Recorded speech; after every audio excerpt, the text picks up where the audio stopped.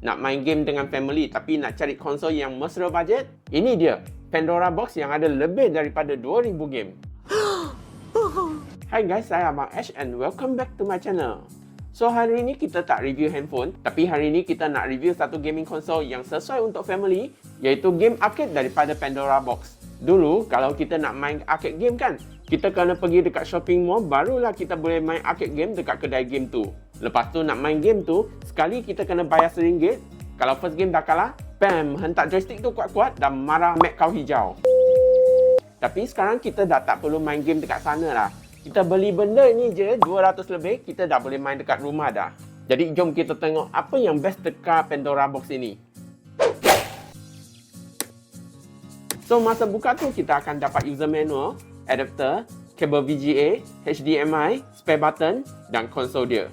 So untuk design game konsol ni, kat depan ni dia ada karakter Street Fighter. Lepas tu design dia memang nampak simple dan boleh main 2 player. Jadi nak main game dengan abang ke adik ke, nak main dengan awet pun seronok juga.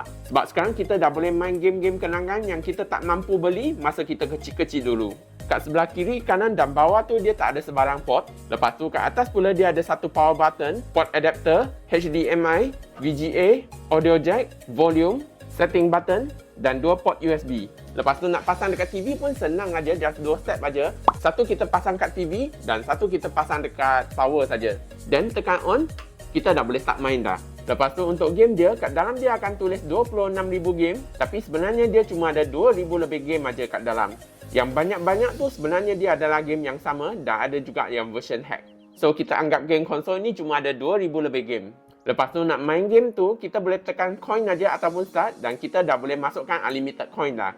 Jadi memang best lah, kita tak perlu setiap kali kena masukkan RM1. Kita beli benda ni aja, kita dah boleh masuk unlimited coin dah. Kalau nak main game separuh jalan, nak save untuk esok pun boleh juga sebab dia ada save state dekat sini. Cuma saya perasan bukan semua game yang ada save state, tapi so far memang ada kebanyak game yang boleh save dekat separuh jalan tu. Untuk game dia pula, korang boleh tengok kat sini, memang banyak gila. Tapi saya cuma test sikit game yang saya main masa kecil-kecil dulu. Sebab nak main semua game tu memang dah tak larat. Jadi saya pun test lah sikit game yang ada dalam konsol ni. Untuk button dan joystick ni, so far experience dia memang ok. Dan button dia pun sangat responsif dan tak rasa delay. Cuma untuk sesetengah game yang kurang famous tu, dia akan rasa lag sikit. Tapi untuk game yang popular macam Street Fighter ke Tekken tu, semuanya memang ok dan so far so smooth. So overall, berbaloi ke beli game konsol ni? Bagi saya, yes, game konsol ni memang agak berbaloi sebab dengan harga 200 lebih aja kan. Kita dah boleh dapat banyak game dekat dalam dan kita pun boleh main game dengan family dan tak perlu spend duit yang banyak untuk makan mahal dekat luar. Cuma grafik dia tak adalah best macam Nintendo Switch dan game dia pun bukanlah paling latest. Tapi bagi saya, itu memang okey saja, bukan masalah besar sebab dengan harga macam ni kan. Tak kira lah dia adalah game lama ke game baru tu, yang penting game tu sedap dan saya pun dapatlah jimat duit lebih sikit untuk kahwin lagi satu.